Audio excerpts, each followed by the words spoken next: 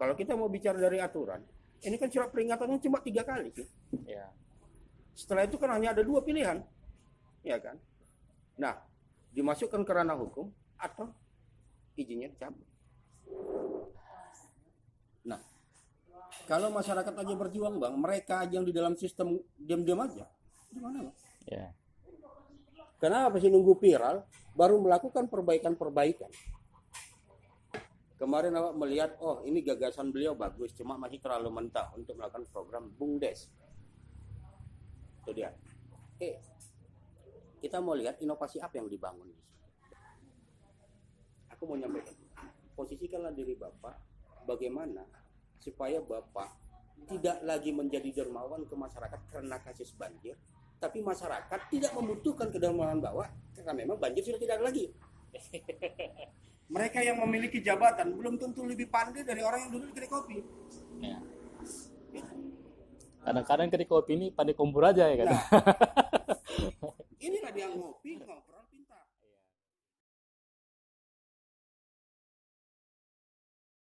Ketua dengan komunitas merbau mengudara kan termasuk orang yang vokal, yang termasuk yang konsentrasinya di lingkungan hidup.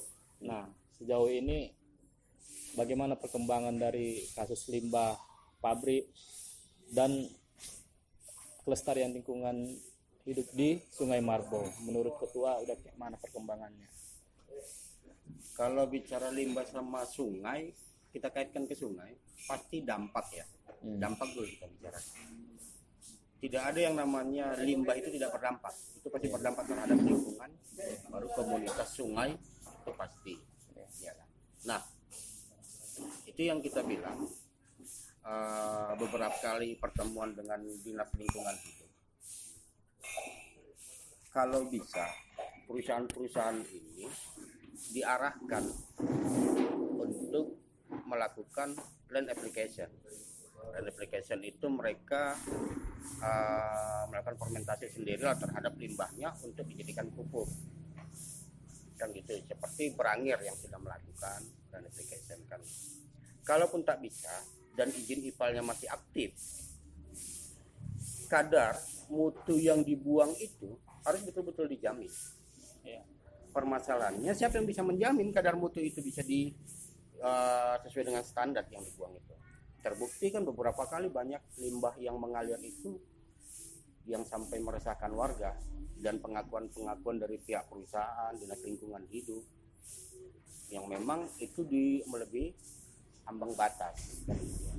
Nah, lalu dampak yang diterima masyarakat pertama gini, masih banyak masyarakat yang menggunakan air sungai untuk mencuci kan gitu. Nah, kadang-kadang juga untuk mandi. Ya. Pada saat limbah itu sudah meracuni air sungai, gimana bisa untuk mencuci, untuk mandi gitu. Ya, itu dulu. Nah, yang kedua terhadap biota kehidupan di dalam air itu. Ekosistem itu kan jelas rusak. Ya. Makanya banyak orang-orang Marbau ini bilang dulu saya mancing dapat ini, bisa ini, ikannya begini.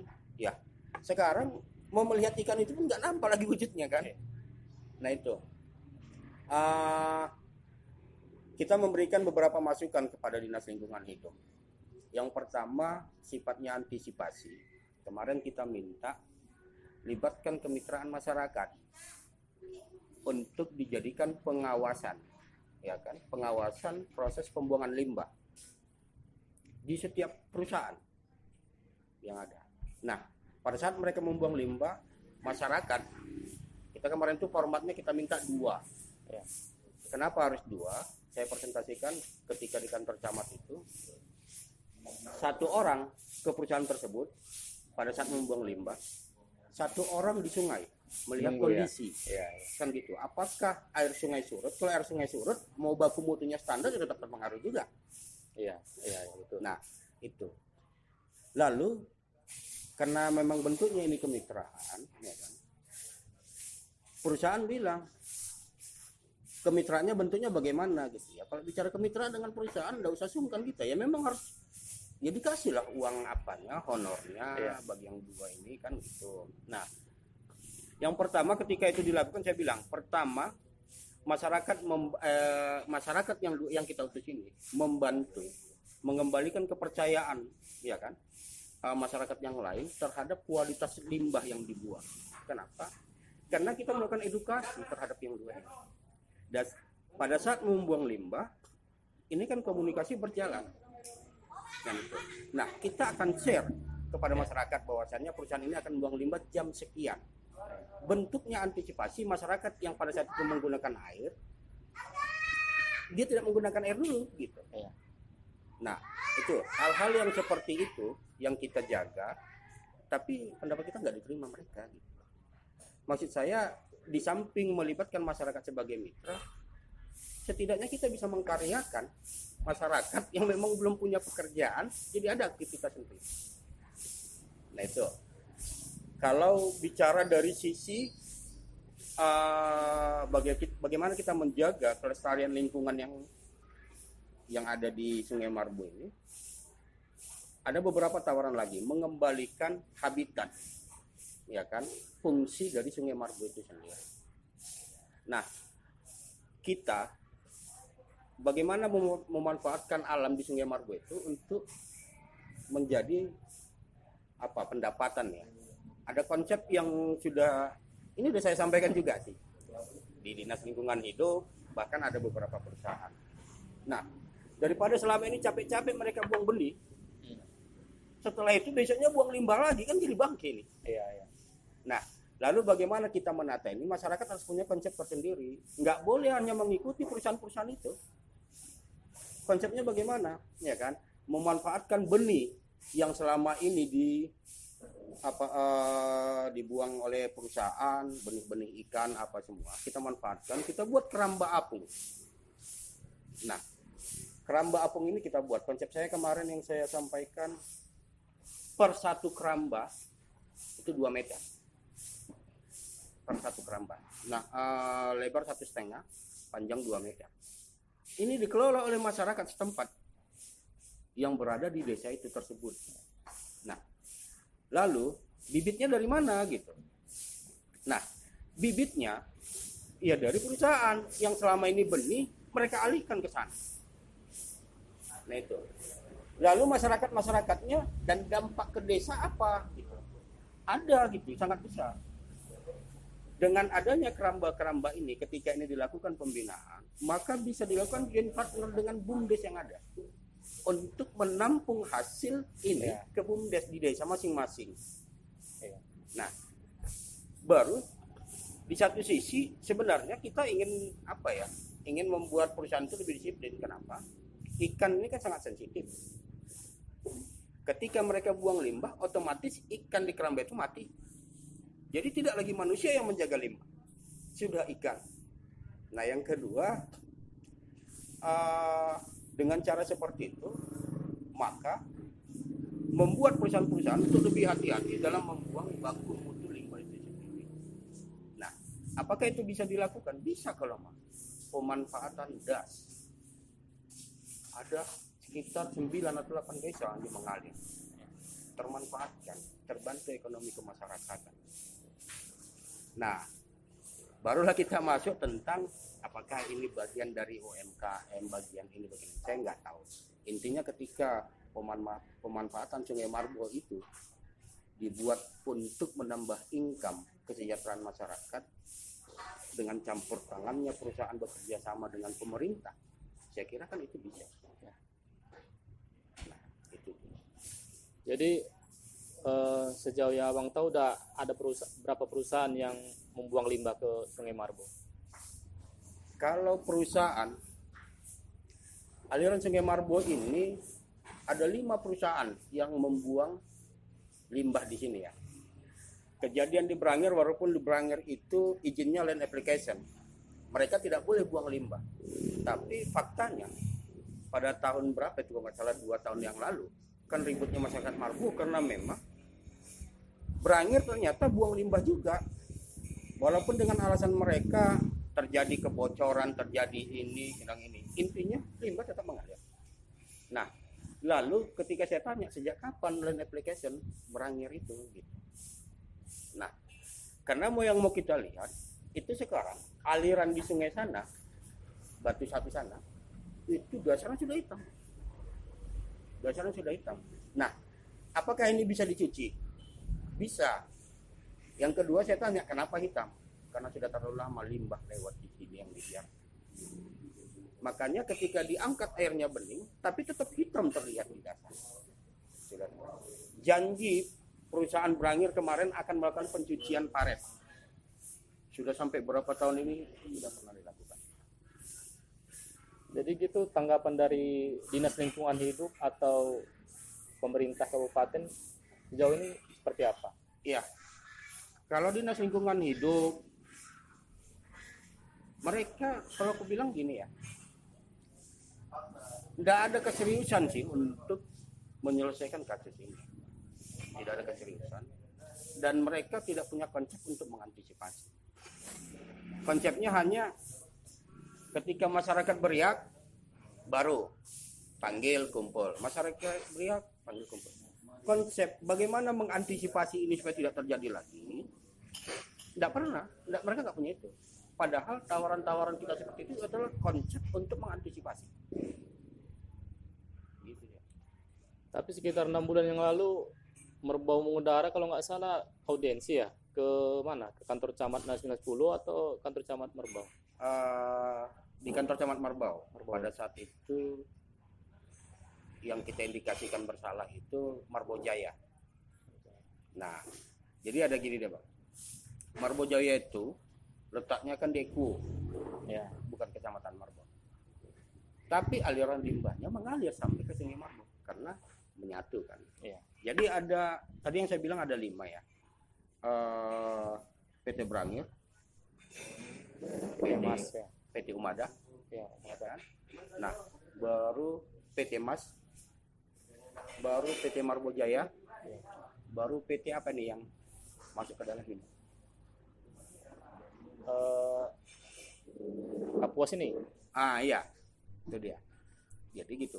Kalau untuk Brangir dan PT apa itu, alirannya dari sungai sana, jumpanya nanti di Titibus, di Sektape. Kalau yang 3 itu jumpanya di sana. Jadi ada persimpangan. Nah, kita hanya mengantisipasi. Kalau ada limbah, kalau ada sungai yang tercemari limbah, kita lihat dulu di sana. Kalau di sana airnya bersih, maka kita lihat di ujung sana. Karena di sana pertemuannya.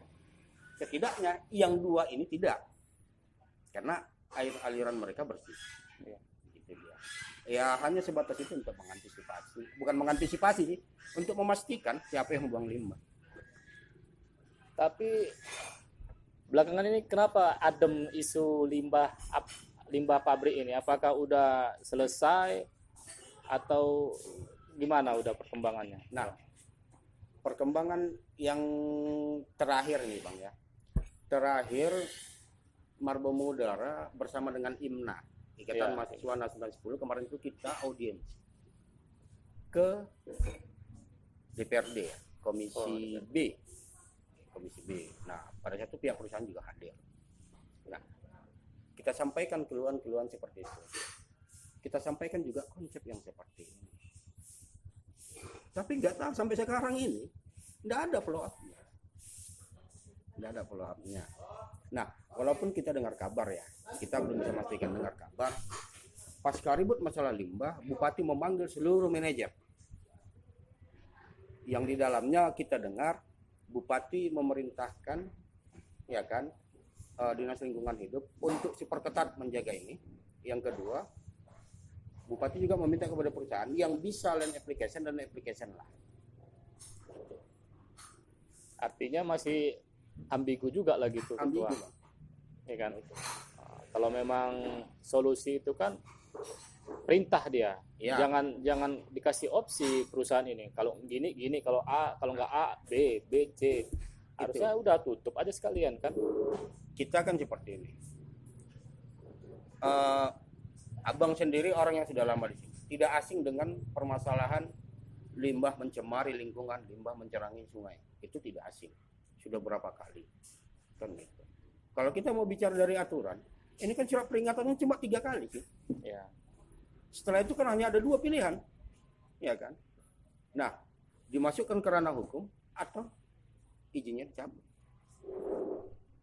Itu dia. Kenapa dua opsi ini nggak berjalan? Di mana salahnya? Nah, awak melihat gini, pemerintah Kabupaten Labuan Batu Utara masih menganggap mereka mampu menenangkan masyarakatnya terkait permasalahan-permasalahan yang ada. Ini contohnya gini, ada memang orang yang benar-benar bijak, tapi ada orang yang memposisikan dirinya bijak. Nah, ini dia. Nah, masyarakat di sini nggak mampu menilai ini.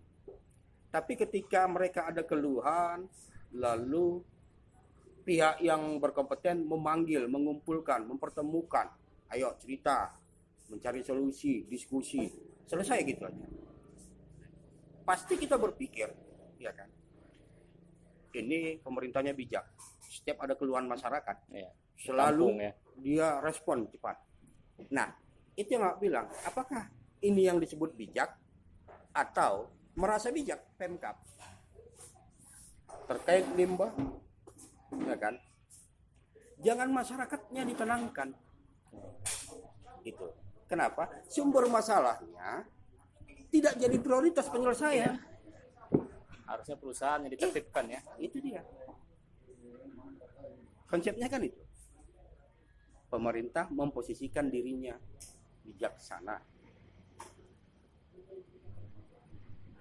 Jadi menurut abang sendiri sejauh ini pemerintah masih belum berhasil ya dalam menangani kasus pencemaran lingkungan ini. Berhasil, Bang. Pemerintah Menenangkan berhasil memposisikan dirinya, ya kan, sebagai apa saya bilang, ustadz yang menenangkan jamaahnya. ya. Itu dia. Tapi dia belum bisa memposisikan dirinya sebagai dokter yang mengobati penyakit itu. Kebetulan kemarin kan ada pelantikan camat baru. Kira-kira dengan pemerintahan yang baru ada nggak menurut abang nanti progresnya ke depan tentang pencemaran lingkungan hidup ini? Apakah ada perbaikan atau mungkin abang udah jumpa sama camat yang baru bikin komitmen atau seperti apa, Bang? Apatis, Bang. Gini, permasalahan Sungai Marbau, camat itu memposisikan dirinya hanya sebagai penyampai, Ya, bukan pengambil keputusan. betul. Nah itu. Lalu setiap ada camat di sini, setiap pergantian camat kita selalu masukkan surat PR. Itu kita masukkan surat. Sampai habis masa jabatannya surat kita pun nggak tahu. Nah itu. Jadi siapa yang bisa gitu kan? Yang pertama gini, Dinas Lingkungan Hidup harus membangun konsep bagaimana mengantisipasi.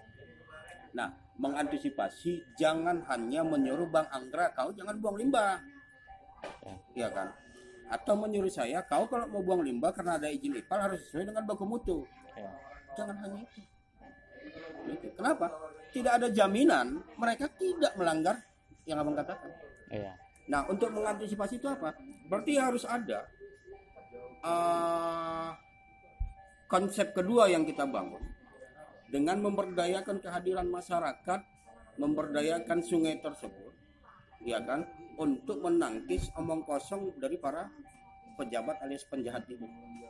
Ya konsepnya itu, berdayakan sungai. Jangan lagi manusia yang bolak-balik nengok limbah, biar ikan. Ketika ikan mati, maka ada indikasi limbah berjalan. Tapi ide tentang keramba apung itu apa nggak terlalu berisiko kalau banjir? Ya, jadi gini, mengantisipasi banjir sebenarnya gitu. Maka itulah yang disebut keramba apung. Ya. Nah kan gitu, keramba apung. Kita melihat ini Bang, beberapa hal yang saya lihat, memberdayakan pinggiran Danau Toba dengan membuat keramba apung. Begitu air surut, maka ini elastis. Tapi bedanya kan kalau di Danau Toba kan nggak ngalir dia. Gitu. Nah, bedanya di Danau Toba tidak ngalir ya. Kalau Sungai Margo ngalir, apalagi kalau banjir besar gitu kan. Nah, disitulah yang kita bilang Bang gini.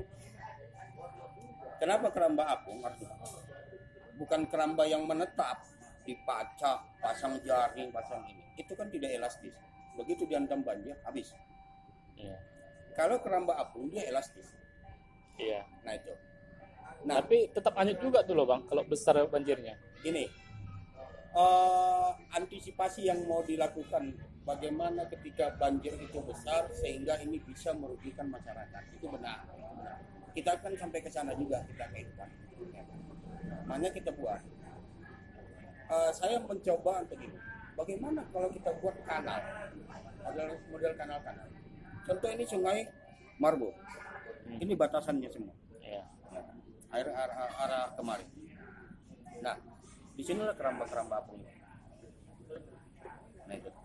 Nah, ini kan yang dikhawatirkan bukan genangan airnya, tapi dorongan air. Iya. Maka di sini harus ada kanal-kanal. Nah itu, sehingga air itu tidak langsung duk gitu. Iya. Lalu tentang naiknya air nanti, itulah keramba apung itu. Ketika itu naik, maka bola ini akan menarik naik. Iya. Audiensi terakhir itu, karena gini Bang, kita audiensi dengan Dinas Lingkungan Hidup, pihak-pihak terkait perusahaan, rasa udah lebih lah dari 5 kali, 6 kali. Nah, konsep-konsep yang kita bangun, yang kita tawarkan memang nggak terterima sama sekali. Makanya kita alihkan ke DPRD. Nah, di DPRD itu juga sepertinya mereka nggak memahami konsep itu. Nggak memahami. Sehingga gini, nggak menyindir. Di Margo ini ada berapa anggota dewan? 3. Desa mereka berdampak nggak dengan itu? Berdampak. Lalu ketika ada masyarakat yang menyampaikan ide itu, kenapa tidak langsung? Ini ide bagus ditangkap. Ketika masyarakatnya sudah delegasi ke DPRD-nya, harusnya ada bantuan moral dari mereka untuk membantu menekan di situ juga, mempengaruhi itu di situ. Nah, kalau masyarakat aja berjuang Bang, mereka aja yang di dalam sistem diam-diam aja, gimana Bang? Ya. Itu dia. Kalau Abang nilai kemarin tuh tanggapan dari anggota dewan gimana Bang? Tanggapan dari anggota dewan, ini off the record lah ya Bang, Iya. ya kan? Kalau kuliah itu masih berlaku nilai E Bang. Ya, dalam menanggapi pendapat-pendapat kita nggak nyambung. Saya pernah tanya gini, Bapak Ibu Dewan, konsep yang mau saya bangun bagaimana untuk memanfaatkan situasi limbah ini, ya kan, bisa menampung pekerja baru. Di samping kita membangun disiplin yang kuat di pihak perusahaan, masyarakat terbantu dengan konsep kemitraan pengawasan limbah, melibatkan masyarakat. 1 pabrik 2 orang. Nah itu pertanyaan saya, DPRD punya kewenangan nggak untuk menentukan itu? Atau ada nggak regulasi lain? Misalnya bekerja sama dengan pihak Pemkab untuk memainkan konsep itu. Mereka nggak jawab Bang. Itu dia, nggak jawab. Memang ada 1 anggota dewan, ini bisa saya sebutkan namanya. Nah, mungkin beliau baru ya, Haji Apip, pas di komisi itu. Saya setuju kan. Saya setuju dengan konsep itu. Saya minta kepada ketua komisi juga lah, setidaknya ini jadi pembahasan kita. Ini penting. Saat ini kita bicara Margo. Bukan tak mungkin situasinya juga terjadi di kecamatan lain. Bagaimana ini dibuat menjadi satu proyek sehingga Selabura ini memiliki konsep yang sama. Ya, itu dia. Nah, itu penyampaian Haji Apip. Ketua komisinya Makanya benar kata orang bang, saya juga nggak sakit hati kalau dibilang percuma cuap-cuap aja sana, nggak ada guna itu. Bohonga aja itu katanya. Benar, benar bang. Masalahnya bohonga itu ditujukan ke awak atau ke mereka itu kita tahu nggak? Itu dia. Bias dia ya maknanya. Iya, kan itu. Kenapa? Tidak ada follow up terhadap pertemuan itu. Sudah secara otomatis awak yang masyarakat awam ini berpikiran mak bohong karena tidak ada follow up, seolah-olah awak yang kona ini. Iya. Sebenarnya gini bang, kalau aku menilai dari awal itu waktu kita cerita momen politik lah di Pilkada 2020 itu kan, harusnya kan Sungai Marbu ini kan udah bisa menjadi isu daerah. Namun tidak satu pun yang saya perhatikan fokusnya ke situ gitu. Nah, jadi makanya ketika ada yang dilantik atau ada yang menang gitu, saya pun pesimis. Mereka sedangkan visi misi yang sudah tertulis, program aja pun nggak jalan, apalagi yang nggak dimasukkan ke dalam visi misi atau program kan. Karena ada hal yang lebih dalam sebenarnya awak lihat. Pemerintah memposisikan dirinya di mana? Nah, cobalah Bang Angkara jawab. Banjir di Labura ini bukan sekali dua kali. Ya. Kenapa saya bilang banjir? Karena Marbu juga pernah ikut banjir, bahkan sering. Lalu, kalau saya bilang, saya acungi jempol sigapnya pemerintah datang untuk memberikan bantuan. Saya acungi jempol itu. Nah itu. Dan saya salut. Karena memang lagi rame nih, di mana ada banjir, ada kesusahan masyarakat, pemimpinnya terus datang, cepat tanggap, membantu masyarakatnya. It's okay. Pertanyaan saya, apa langkah untuk mengantisipasi supaya tidak terjadi banjir? Pernah nggak dibicarakan? Pernahkah konsep ini dibangun?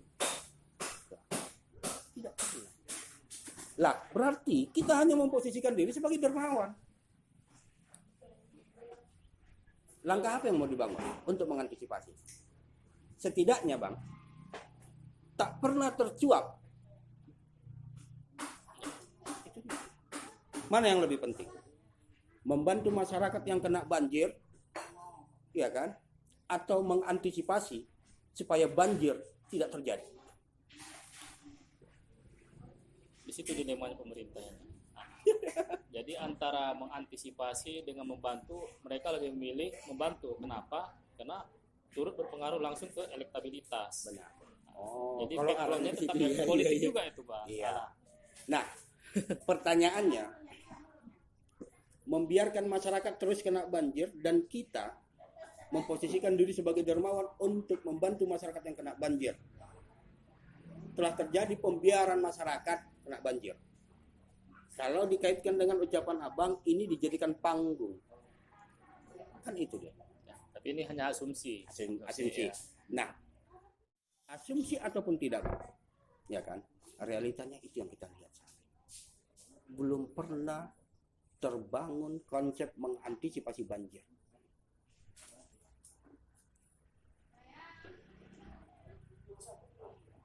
Sama halnya dengan limbah, belum pernah terbangun konsep untuk mengantisipasi limbah. Mungkin SDM-nya yang kurang, Bang. Mak, tenaga ahlinya dari luar negeri semua itu, Bang. Oh iya.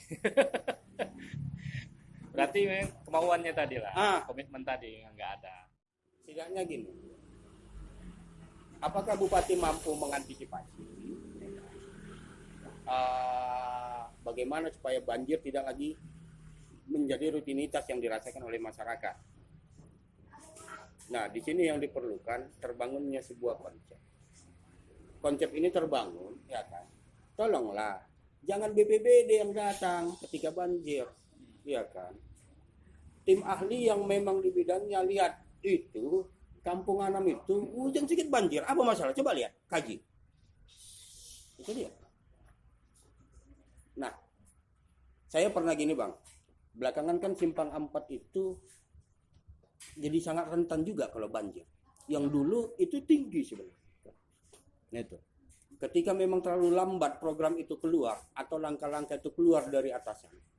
Kenapa pihak Kades tidak mau keluar dari zona nyaman? Maksudnya kerjasama dengan kampus apa bang yang menangani kalau masalah apa ini, geologi, geografi apa gitu. Ya. Minta sama mereka, kalian KKN-nya di desaku ya, kami punya masalah ini, tolong kalian cari. Kita juga boleh nawarkan. Itu dia. Itu kan konsepnya aneh bang. Tapi setidaknya di luar dari SDM kita tahu, karena ini hasil dari kelompok akademisi yang keluar. Kajiannya apa dan bagaimana. Independen ya. Iya. Itu dia. Nah kalau datang BPBD kan udah tahu di mana banjir gitu. Itu dia. Kenapa nggak kita tantang begitu? Ya bukan hanya masalah banjir. Ya masalah apapun di desa itu, ketika memang kekurangan SDM, itu kan bisa pancing itu sih. Kalau saya perhatikan memang salahnya dari awal. Izin mendirikan perusahaan itu terlalu mudah. Nggak dilakukan pengkajian lebih awal kan, secara cermat gitu kan. Kayak di apa ini kan, PT Mas ya, yang Simpang Kota Batu itu kan. Kan kurang layak. Lahan yang mereka gunakan pun kan memang kurang memadai untuk bikin kolam-kolam penampungan limbah itu. Jadi kan kita gini bang, awak bingung juga sih. Kenapa sih nunggu viral baru melakukan perbaikan-perbaikan?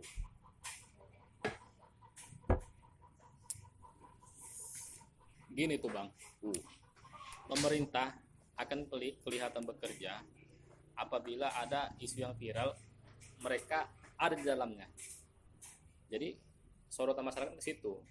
Nah, kalau umpamanya isu ini tidak viral, umpamanya katakanlah mereka sedang memperbaiki, mengaspal jalan rusak gitu kan, atau menambal gitu kan, tapi dia nggak viral gitu, kan nggak kelihatan.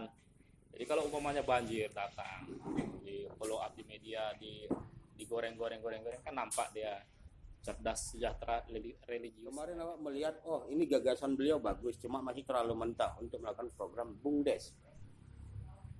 Itu dia. Kita mau lihat inovasi apa yang dibangun dalam program BUMDes.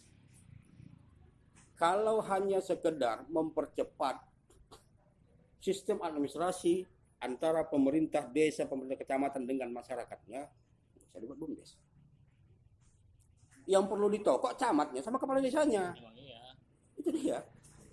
Maka tadi kita bicara antara bedanya pemimpin sama politisi. Nah, kalau BUMDes ini lebih condong ke politisi karena langsung berpengaruh ke elektabilitas. Dia langsung bersentuhan sama masyarakat. Masyarakat hari ini kan nggak penting itu apa hasil dari agenda atau program itu. Yang penting bisa salam sama bupati, foto, bisa akrab, udah gitu aja sih masyarakat. Simple aja. Iya. Nah, aku sebenarnya pingin sih bang jumpa sama Pak Bupati, nggak banyak sih, hanya beberapa menit aja, hanya ingin menyampaikan Bapak bukan ketua, Bapak seorang pemimpin dan Bapak bukan bos, Bapak seorang pelayan masyarakat. Aku mau nyampaikan, posisikanlah diri Bapak bagaimana supaya Bapak tidak lagi menjadi dermawan ke masyarakat karena kasus banjir, tapi masyarakat tidak membutuhkan kedermawanan Bapak karena memang banjir sudah tidak ada lagi. Itu dia. Nah itu artinya betul yang abang bilang, semua hal dijadikan panggung, ya kan? Awak bagi awak ini pembodohan juga ini bang. Kenapa?